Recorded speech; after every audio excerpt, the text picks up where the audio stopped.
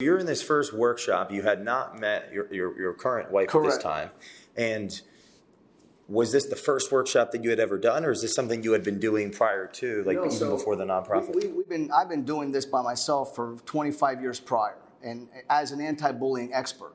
The organization did not exist, but I was just an independent expert talking about the issue of school violence prevention as well as anti-bullying educational awareness by myself, just with my own little website at first, and going into schools and various community groups talking about the issue, this pervasive problem. Was that something that you did on the side because you've been in academia for 25 years, you had full-time jobs or things that you were doing.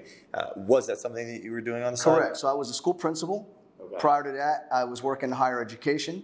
I was the governor of Delaware's director for youth mentoring. And then prior to that, I was a school teacher for the last 6 years of my career, starting my career. So this was always for the first 6 years. Yeah, for the first 6 years. But this was always there as I went through my graduate program in educational psychology and later in educational leadership. I saw inherently it all started with why are kids coming to school inherently more violent?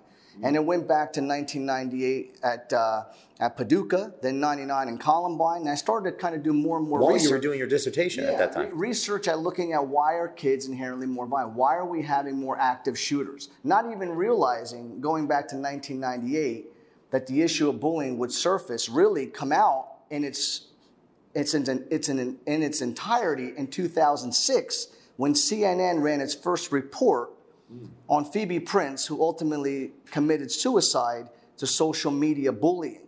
There was no tagline bullying prior to 2006, so we just talked about school violence.